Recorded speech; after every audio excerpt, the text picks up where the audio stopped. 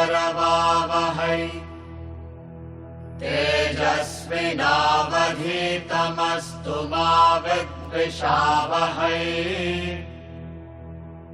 ॐ शान्ति शान्ति शान्तिः। We have seen the story of this great epic Sohrab and Rustum in the last class. So there is nothing more to add in terms of the story, and we have gone through the poem to an extent. We need to go through the remainder of the poem, and what probably you should focus on is the narration of the emotions that is to follow now.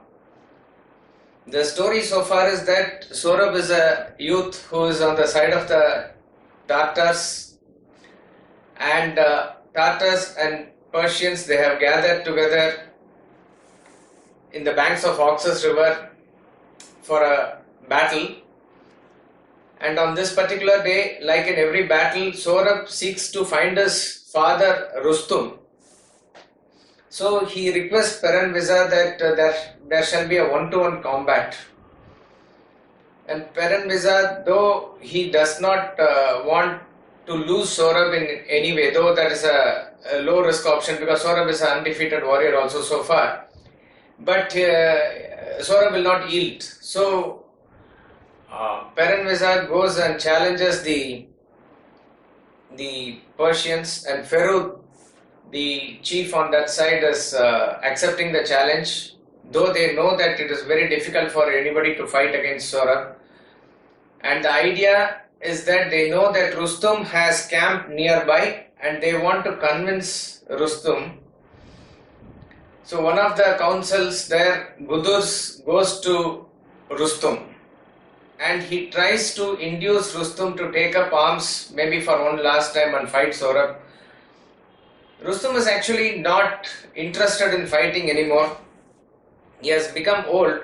Not only that, the very thought that he has not been able to produce a son to whom he can pass on the legacy of his warfare and other skills, that has very much put him off. And he is not in an active life of warfare anymore. And not only that, the way in which Khai Khusru, the king of Persia, has been treating not just him, other old warriors is also not very nice. Therefore, he is totally indifferent to the challenge. He says, and that's where we concluded in the last class, that if I had a son, he would be like Sohrab only, he says, and I would be happily he will be representing me in all the war field, and I would have led a very peaceful retired life with my father. His father is Zal in some distant remote village he is there, and I would have spent all the glory and whatever money I have earned in a very peaceful and retired life. But I am not interested anymore to fight. And if the king wants, and he is only encouraging all the young warriors now, and the young warriors are afraid of Sohrab, that's their problem. I have nothing to say anymore. Like that, he turns down the offer. Now, how does Gudurs make him fight? And that's where we left.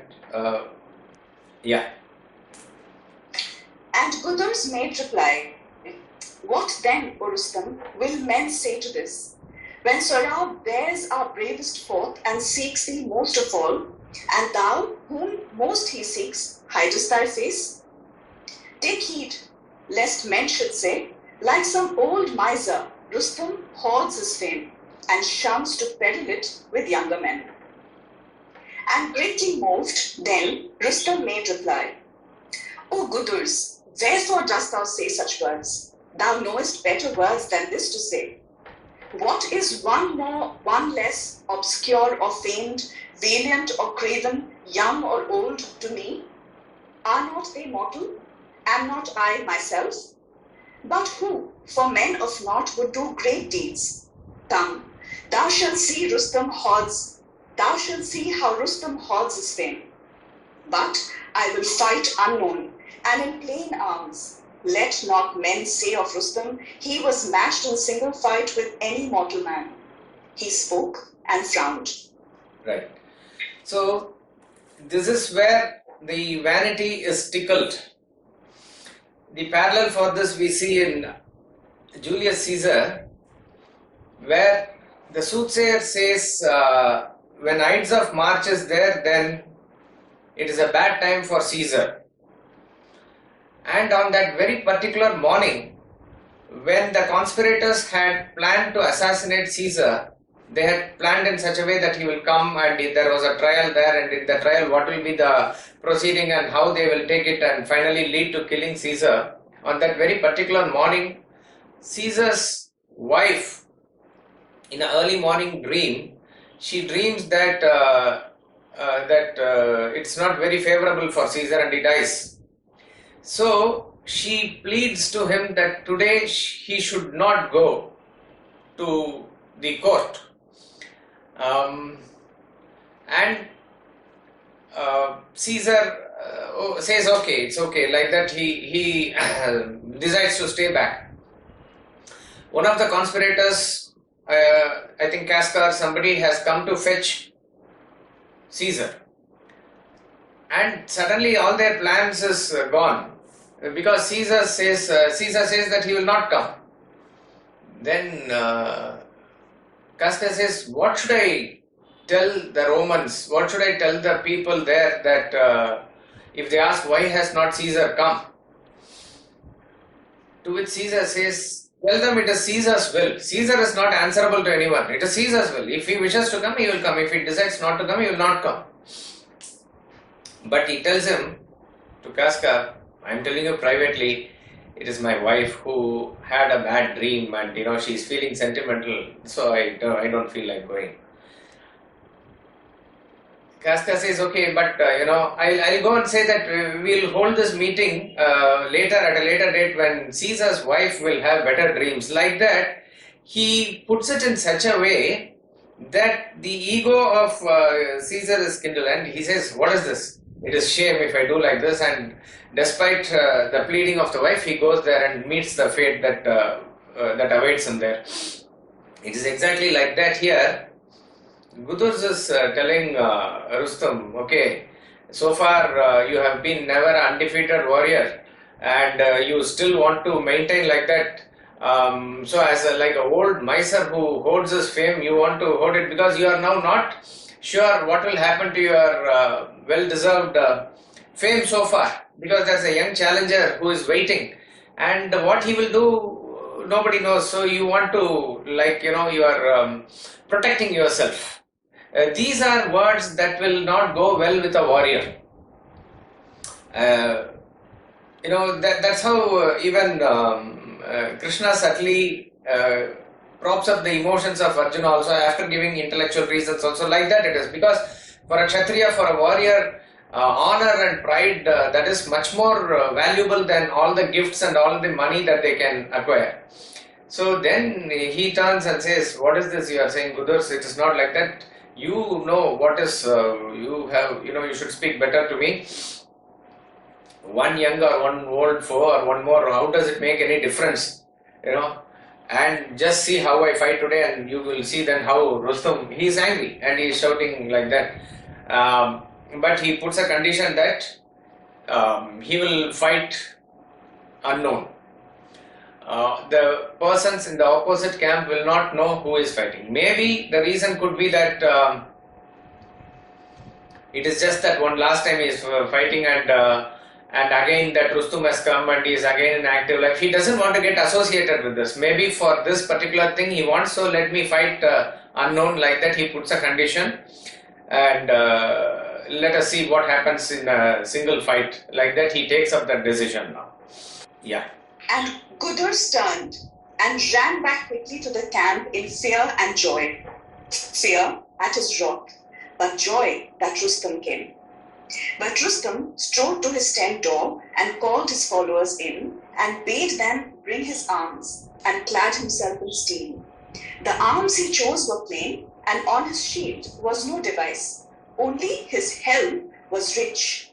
inlaid with gold, and from the fluted spine atop, a plume of horsehair waved, a scarlet horsehair plume. So armed, he issued forth, and Ruksh, his horse, followed him like a faithful hound at heel. Ruksh, whose renown was noised through all the earth, the horse whom Rustum on a foray once did in Bukhara by the river find a colt beneath its dam, and drove him home and reared him, a bright bay with lofty crest, dight with a saddle cloth of bordered green, crusted with gold, and on the ground were worked all beasts of chase, all beasts which hunters know. So followed, Rustum left his tents and crossed the camp, and to the Persian host appeared. And all the Persians knew him, and with shouts hailed, but the Tartars knew not who he was. And dear as the wet diver to the eyes of his pale wife who waits and weeps on shore by sandy Bahrain in the Persian Gulf, plunging all day in the blue waves at night, having made up his tale of precious pearls, rejoins her in her bare hut upon the sands, so dear to the pale Persians, Rustum came. And Rustum to the Persian front advanced, Right. and Sohrab armed in Haman's tent and came. And as afield the reapers cut a swath down through the middle of a rich man's corn, and on each side are squares of standing corn, and in the midst a stubble, short and bare, so on each side were squares of men, with spears bristling, and in the midst the open sand. And Rustum came upon the sand, and cast his eyes down toward the Tartar tents, and saw Sohrab come forth, and eyed him as he came. So this portion describes Rustum's coming to the war. One thing what you have to note here is that the people on his own camp were hailing, but maybe not with his name, and even if they shouted it, because it was made clear to them that he will fight unknown. But they all hailed that Rustum has come to fight. They all know that this is one person who can take up any challenge. And before that, he is also introducing the character called Ruksh. Ruksh is the famed horse of Rustum. Ruksh has gone to every battlefield with Rustum, and it is like a very terrifying beast. When as a colt, Rustum found it in one of his raids and has lovingly reared the horse. Ruksh literally means lightning, and such was the fame of Ruksh also. And there's a beautiful metaphor also given. Just as a deep sea diver has gone to get pearls from the ocean, and his wife is waiting on the shores in a very, very anxious way, because it is a very risky job that he is doing, and how anxious she will be. But at last, when he comes up with the pearls and they are happily there in the tent in the night, how happy she feels upon his return. Like that are the Persians feeling now, because Rustum has not been in active warfare long. But now when a challenge is thrown, they do not know what to do, and now he has come. And when he comes, he is now looking at the opposite side, and who is coming there is a young boy, is this young youth called Sohrab. So he is looking at him in a very pensive way. Continue.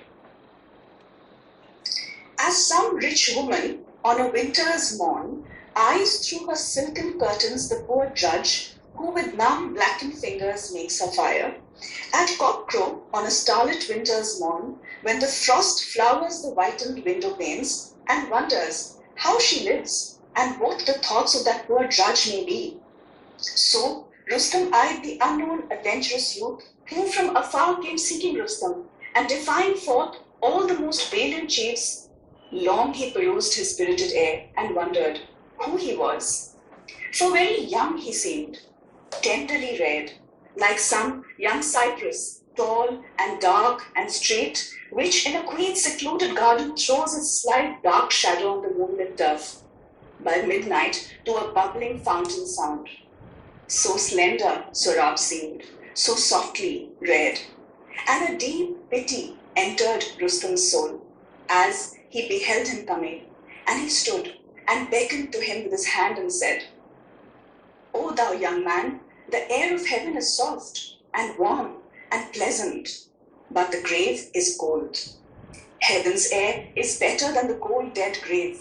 Behold me, I am vast and clad in iron and tried, and I have stood on many a field of blood, and have fought many a foe.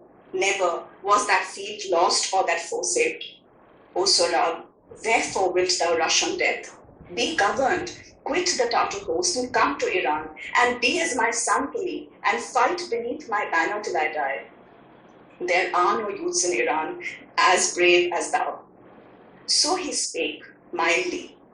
Sohrab heard his voice, the mighty voice of Rustum, and he saw his giant figure planted on the sand, sole, like some single tower which a chief hath built on the waste in former years against the robbers. And he saw that head streaked with its first grey hairs.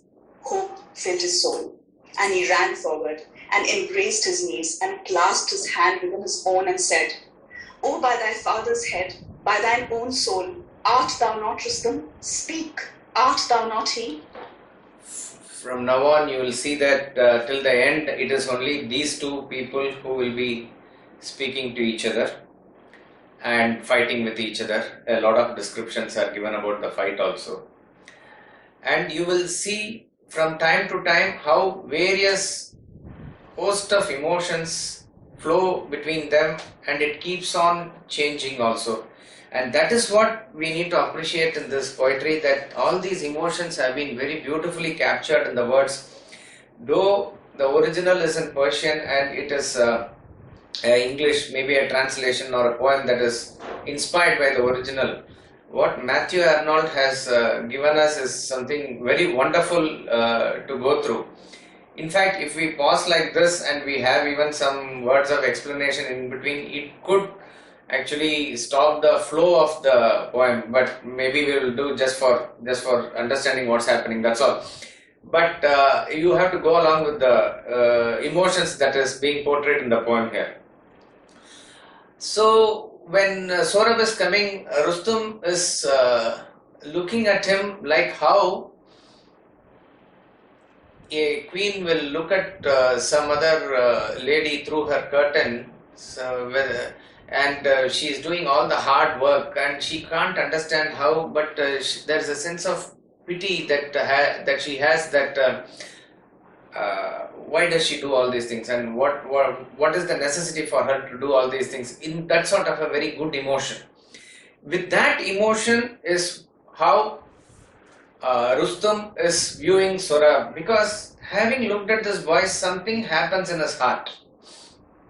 A deep pity enters his heart. So he bids Sohrab to come to him,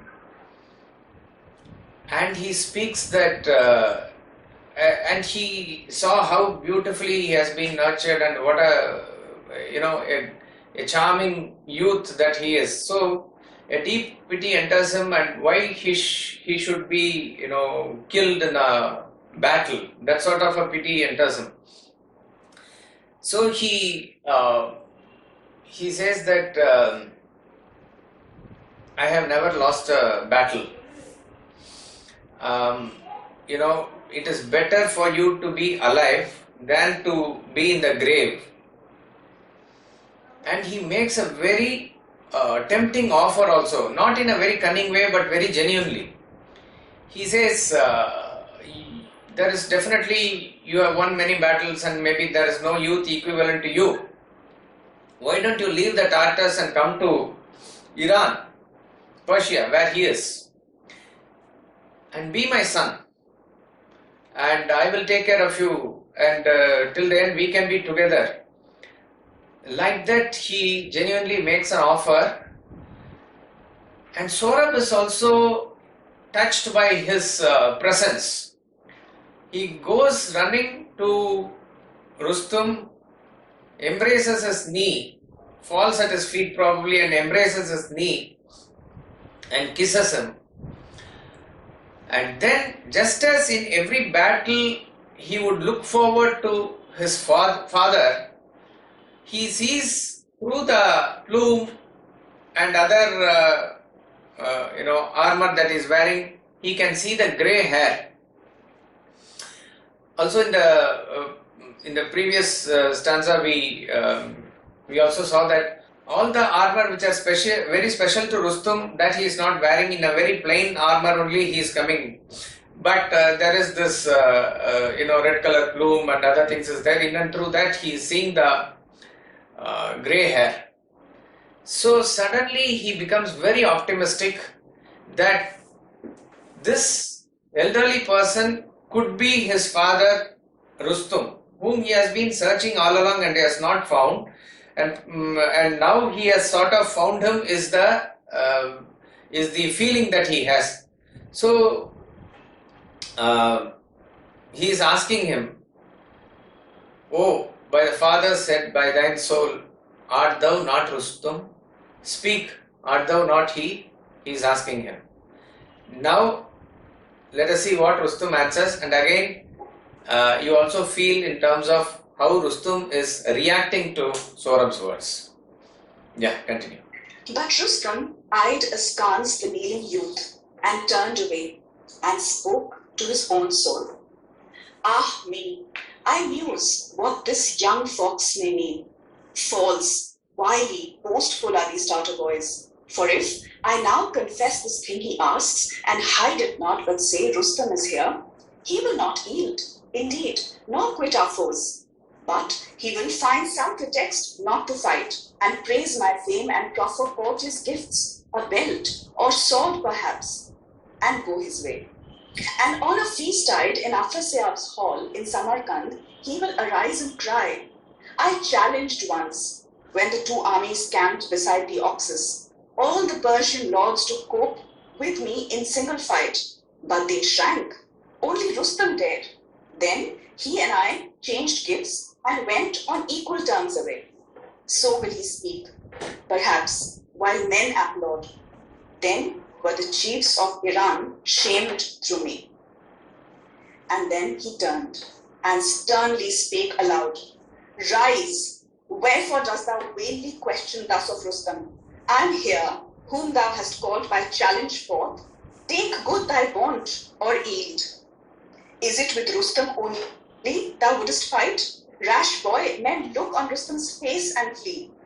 For well I know that did great Rustum stand before thy face this day and were revealed, there would be then no talk of fighting more. But being what I am, I tell thee this. Do thou record in thine inmost soul, either thou shalt renounce thy bond and yield, or else thy bones shall strew the sand till winds bleach them, or oxus with the summer floods, oxus in summer, wash them all away. So here Rustum's feeling within himself, he is doubting some sort of a foul play or some sort of a cunning ploy from the opposite side for which there was no reason, but that's how it is. We really cannot understand. We have to probably leave it to that fate would have had it like that only, or maybe that is a warrior's character or whatever it is. We really do not know. Or Rustum's inner character was like that. And because we have seen that he called and Sohrab came and with all the love and affection only he is speaking. But he has made an offer that you come here and stay with me. And suddenly Sohrab is asking whether he is Rustum. So what is it that this person wants? Why is he asking like this? So he says, if I reveal myself here, then what will happen? What will happen is that he will find some excuse not to fight me. And obviously my offer that I have given him, that he is not going to fulfill. Not just that, he further thinks that in the king's court, when they are going to talk about this later, he will say that I challenged, none of them came, And then only Rustum came. Then we exchanged gifts and we parted like that. So it is like that. Then I will be treated as somebody equal to the other warrior. And in that process, what has happened? What will happen is that I have shamed my own host. The host who have placed faith on me and sent me here, I would have shamed these Persians. Therefore, his whole attitude now changes and he is becoming little enraged. And he says, why? You will fight only Rustum, is it? You asked for a challenger and I have come here. What's your problem? You have to just fight. And if Rustum was here, I have known Rustum. If Rustum was here, all this talking would not be there. That means he would have been finished by now and he has never lost any battle. So therefore, I give you this offer. Either take up my offer and come to me, otherwise be prepared to die. And you will your bones will be there in this Oxus river. Like that, he is now threatening Sohrab. And how does Sohrab react to this? Yeah, continue. He spoke, and Sohrab answered, on his feet, art thou so fierce? Thou wilt not fright me so. I am no girl to be made pale by words. Yet, this thou hast said well. Did Rustum stand here on this field, there were no fighting then. But Rustum is far hence, and we stand here. Begin. Thou art more vast, more dread than I, and thou art proved, I know, and I am young. But yet, success sways with the breath of heaven. And though thou thinkest that thou knowest sure thy victory, yet thou canst not surely know. For we are all like swimmers in the sea, poised on the top of a huge wave of fate, which hangs uncertain to which side to fall. And whether it will leave us up to land, or whether it will roll us out to sea, back out to sea, to the deep waves of death, we know not. And no search will make us know. Only the event will teach us in its hour. Sohrab, like a true warrior, is not afraid and he speaks very boldly to Rustum that I will not be, covered in front of you. Okay, you are the person who is more experienced. So you begin the fighting. I am here to challenge and defend myself. But remember, you cannot be so sure of your victory. All of us are like somebody who is perched high on a wave.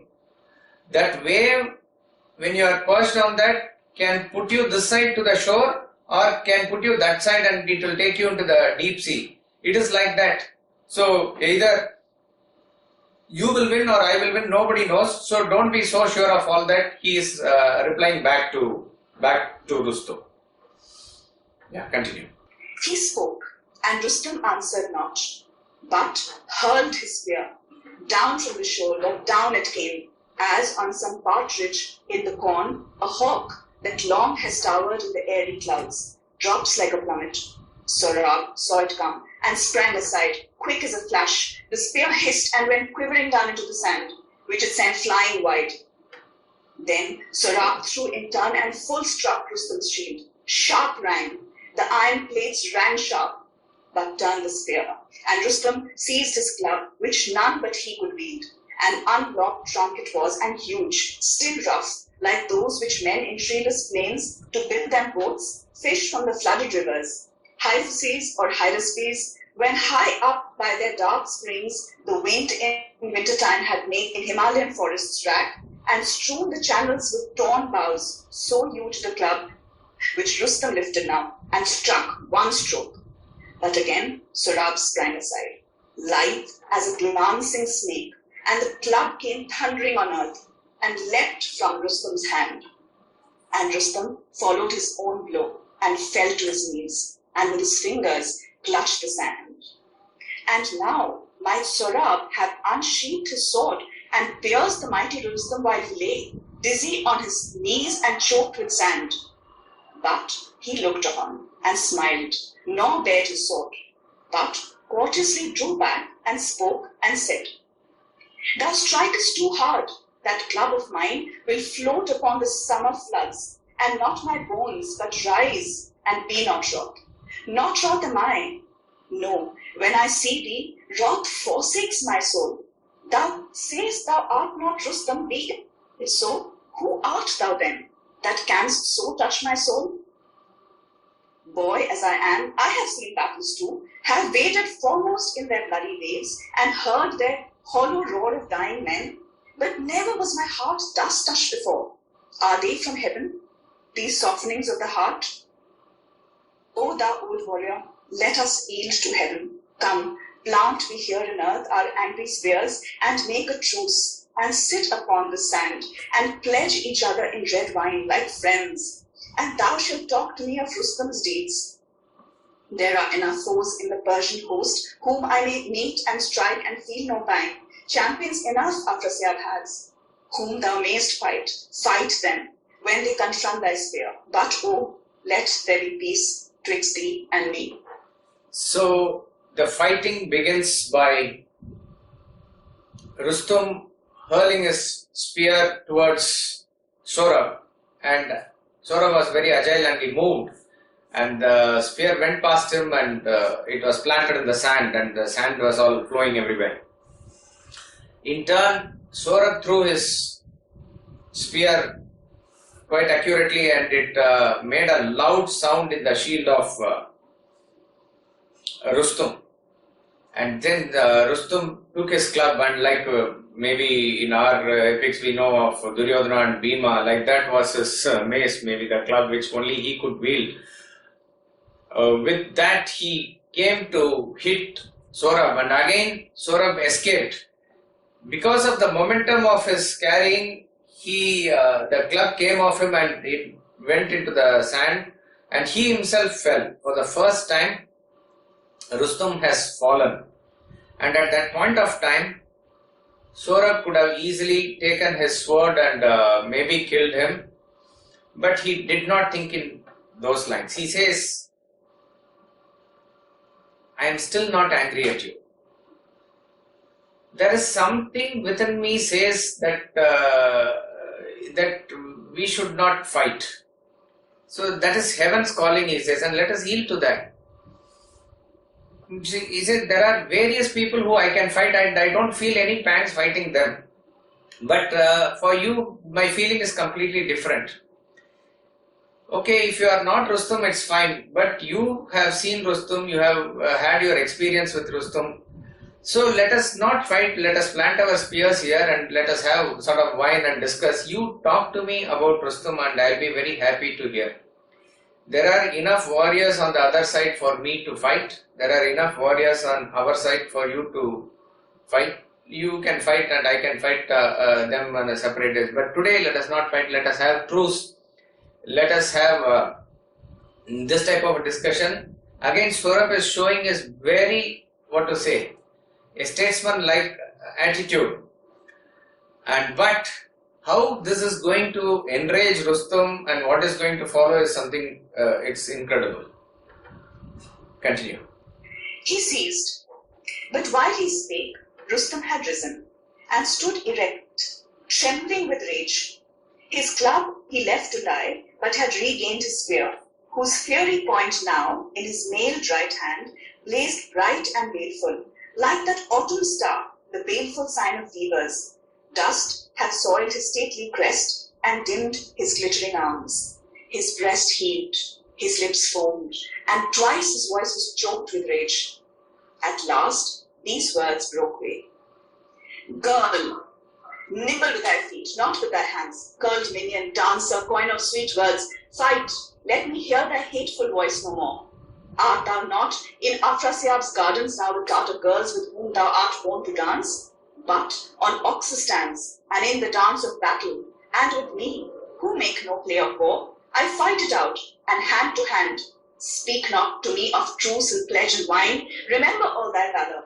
Try thy feints and cunning. All the pity I had is gone, because thou hast shamed me before both the hosts with thy light skipping tricks and thy girls' wiles. Rustum is actually very, very angry, and he is feeling sort of ashamed. He feels Sohrab has shamed him in front of both the armies, because he moved here and there, and for the first time, as I said, Rustum fell down. So in that anger, he says, "You are not a warrior, you are like a girl, you are coming and dancing here, and that's what you know how to do. It is not a warrior skills." In fact, he was not able to speak. There was so much choking and so much rage, and now all the erstwhile pity that he had is all completely gone, he says, and he is in an extremely vengeful and a very sort of revenge-taking attitude. And he says this is not a camp of Tartars where you are not with girls there and having a party, and you are with a great warrior, and only fighting has to be done here, and be ready now, like that he says. And this actually kindles the anger in Sohrab also. Anger in the sense that warrior spirit in him, and the same spirit with which a warrior will approach the battle, that is now being fully kindled in Sohrab. Yeah, continue. He spoke, and Sohrab kindled at his taunts, and he too drew his sword. At once they rushed together, as two eagles on one prey come rushing down together from the clouds, one from the east, one from the west, their shields dashed with a clang together, and a din rose, such as that the sinewy woodcutters often make in the forest's heart at morn, of hewing axes crushing trees. Such blows Rustum and Sohrab on each other hailed. And you would say that sun and stars took part in that unnatural conflict. For a cloud grew suddenly in heaven and darkened the sun over the fighters' heads, and a wind rose under their feet, and moaning swept the plain, and in a sandy whirlwind wrapped the pair. In gloom they twain were wrapped, and they alone, for both the onlooking posts on either side stood in broad daylight, and the sky was pure, and the sun sparkled on the Oxus stream. But in the gloom they fought with bloodshot eyes and labouring breath. First, Rustum struck the shield, which Sohrab held stiff out. The steed's spiked spear rent the tough blades, but failed to reach the skin, and Rustum plucked it back with an angry groan. Then Sohrab with his sword smote Rustum's helm, nor clove its steel quite through, but all the crest he shot away, and that proud horsehair plume, never till now defiled, sank to the dust.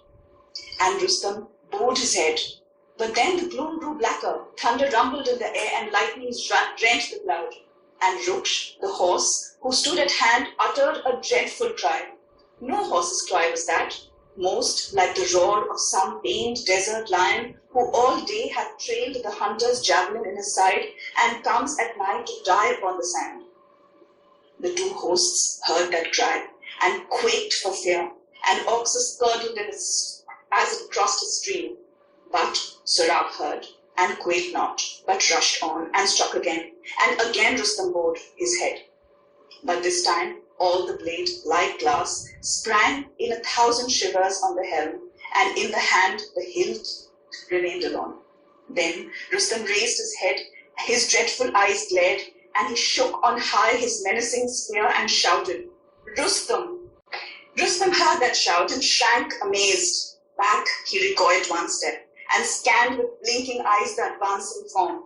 And then he stood bewildered, and he dropped his covering shield, and spear pierced his side. He reeled, and staggering back, sank to the ground. And then the gloom dispersed, and the wind fell, and the bright sun broke forth, and melted all the cloud, and the two armies saw the pair, saw Rustum standing, safe upon his feet, and Sohrab wounded on the bloody sand. This is the actual sort of climax of the war. How Matthew Arnold portrays this is known as a pathetic fallacy. Such was the description of the fight. The fight was between two humans, but the nature also took part in it. So wherever they were fighting, literally like there was a complete gloom. So the whole fight took place in a gloom. Actually, it also indicates the state of the mind of the two people, which was in complete gloom, completely overpowered by emotions that the fight was happening. And it is just a description and imagination that you can see that Those who are standing from afar and looking at this, they had no clue of what was happening, because the nature was in such a way, the fury was there, that when these two people were fighting, like thunder was there and other heaven, as though the sky was reverberating, like that it was happening. So blows were given to each other, and like that it was, and whatever Rustum was able to produce, Sohrab resisted it. But then Sohrab was gaining upper hand. So he first cut off the plume, and then the sword was shattered to pieces, and only the hilt was there. Such an experience Rustum has never had before, that he is slowly losing his ground.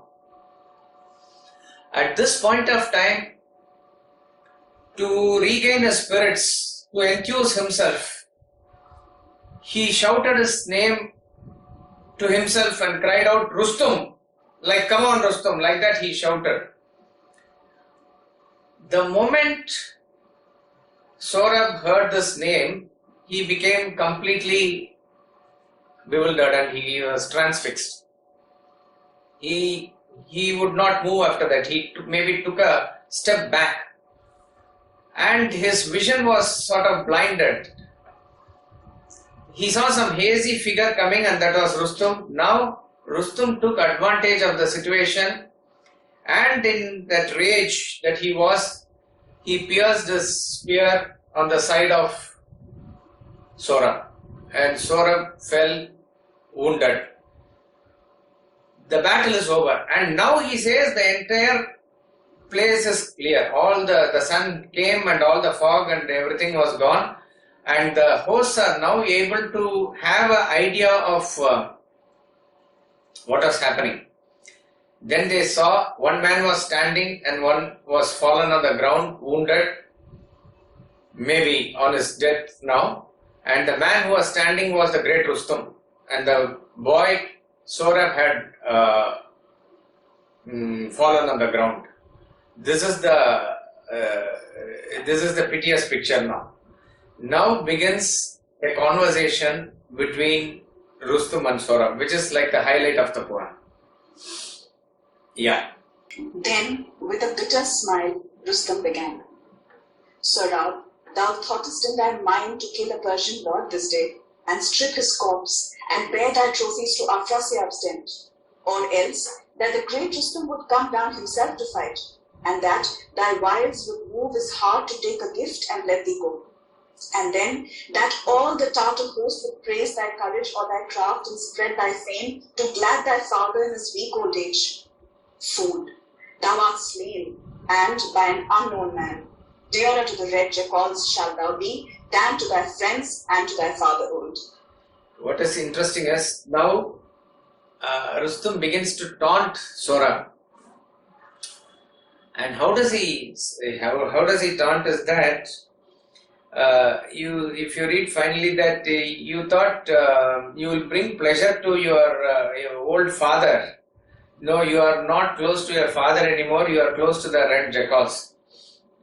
You thought you will kill somebody or take his corpse, or you thought you will fight the great Rustum himself, and then you will go and boast in the tents of the court of your king, so that your fame will be spread because you have fought Rustum. No, and your father will be happy at that. It's very wrong of you to think like that, because now you are closer to the jackals that will eat you and not to your father. And this is how actually Rustum taunts him. It was maybe in the heat of the battle and in the battlefield this will happen. We have also seen very many dialogues being spoken by the great warriors in the Kurukshetra war also. And because that is a very, that battle is, that war is described in great detail. So much taunts and various things before and after the war also happens.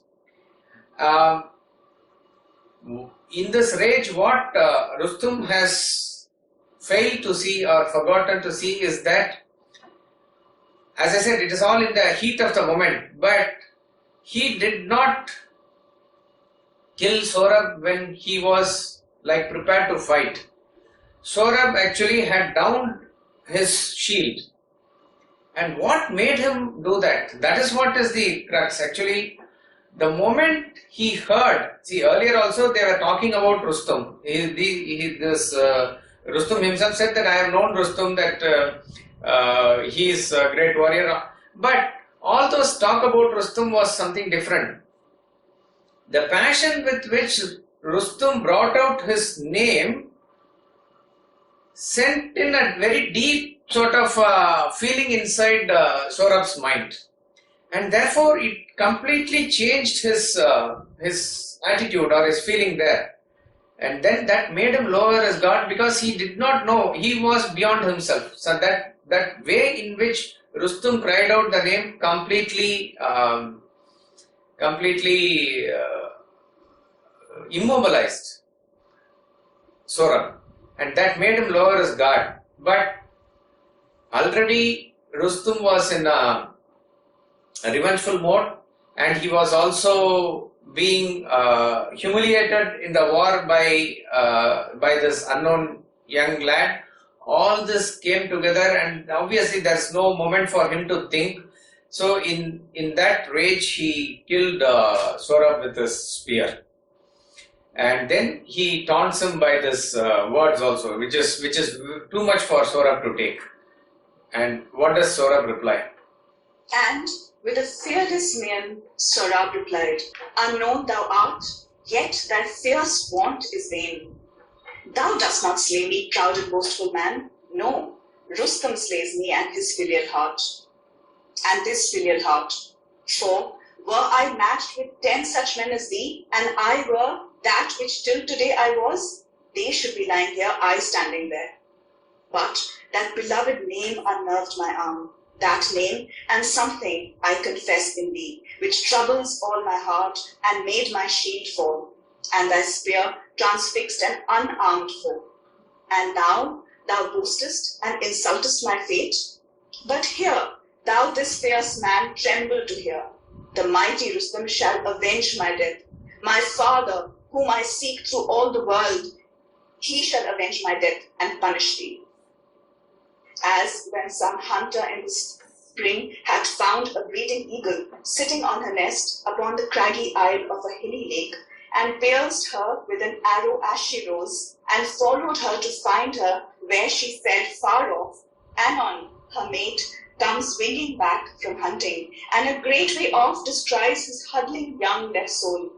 At that he checks his pinion, and with short uneasy sweeps circles above his eyrie, with loud screams and chiding his mate back to her nest. But she lies dying, with the arrow on her side, in some far stony gorge out of his ken, a heap of fluttering feathers.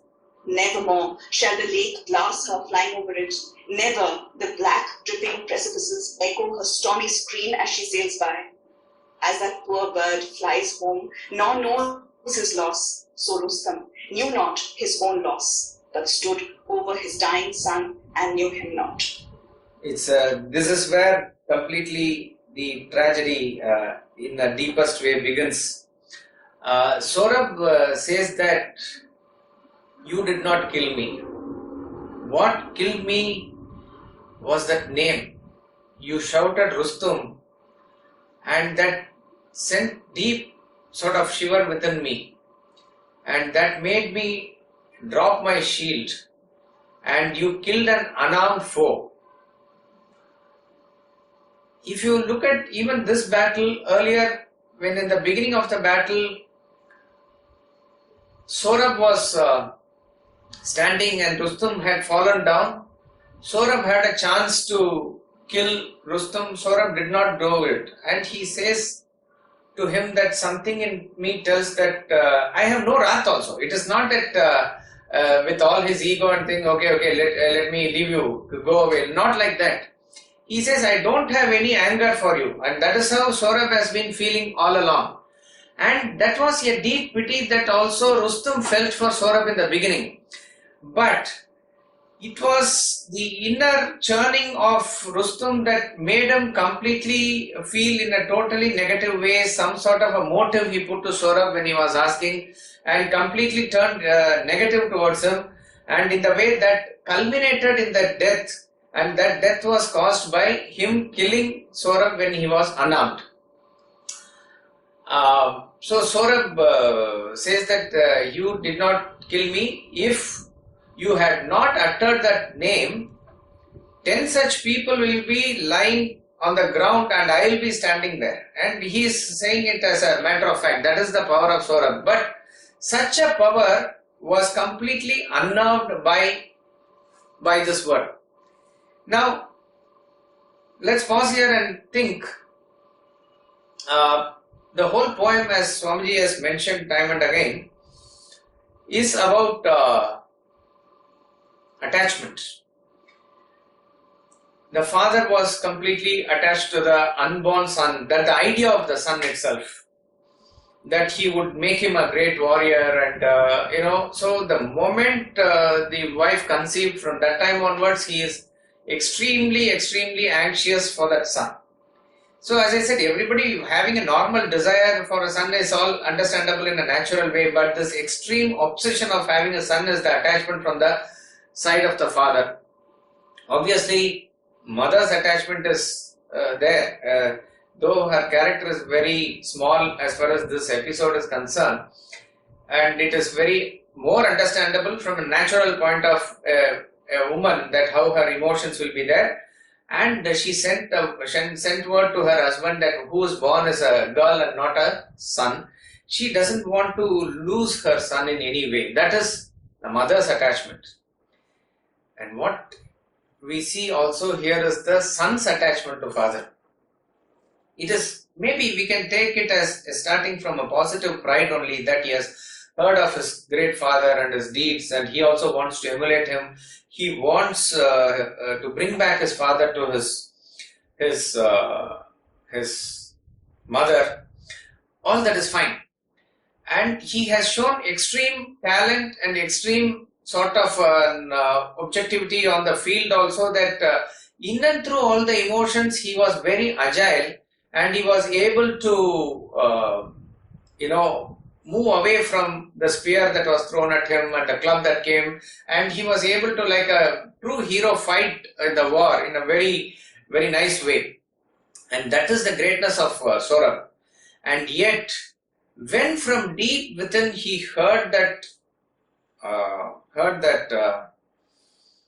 name of Rustum, it completely unnerved him. So he was also very much attached to his father who he has never known, who he was very much yearning and longing to meet, whom he thought he met, but he is now convinced that he is not his father and he is fighting. Even in his fight, he was okay and he is balanced. But the entire thing changed when that deep cry of Rustum came from the mouth of Rustum. So it completely unnerved him. It completely, sort of transfixed him. To such a person, this Rustum killed. And therefore we see also, for a moment, how deep that emotional attachment for a moment can make a person lose his guard also, and that resulted in the loss of his life. And here the poet brings in a very beautiful, very tragic simile. He talks about two eagles which are there happily living in the top of a tree. They have built a nest and young ones are hatching. And the male eagle has gone to bring food for the family, to the female and the young ones. In the meantime, the hunter who was nearby the nest, he has shot an arrow, and that arrow he shot as the eagle was circling around the nest. So therefore in that thing, the eagle also was flowing, but the arrow was taking it further. In that pain, eagle is going to eventually fall off. But as much as it could fly, it was going far off from the nest. And the hunter was chasing the eagle to gather whatever he has shot. So that mother eagle is not going to come anymore. The lakes are not going to reflect her flight anymore. Her voice is not going to be heard anymore as echoes in the hill. Unaware of all these things, the male eagle comes now and calls his mate. He is searching here and there. He was not sure of what his loss was. He was totally unaware of his loss. Like that is the loss of Rustum now. The moment Sohrab talked like this, immediately the entire revengeful hate and anger that was there in Rustum till this point of time, it is gone. It will go and it is gone. And now he is still but not convinced, because when he was dying or when he has fallen down, Sohrab is now opening up the truth which Rustum has not heard so far. He says, "You did not kill me. What killed me was your the cry that you uttered, the name Rustum, and that sort of made me stranded, and then you killed an unarmed foe. But now you can count your days. Remember, the news of my death will reach my father's ears, Rustum, and Rustum will definitely hear of this one day and take revenge, because he has lost a son. He will take revenge. So be prepared," he says. And this is where we conclude. From now you will see that how Rustum's emotion changes and how Sohrab's emotion is also there for his father. It is one of the most incredible portion from now on till the end, which will continue in the next class.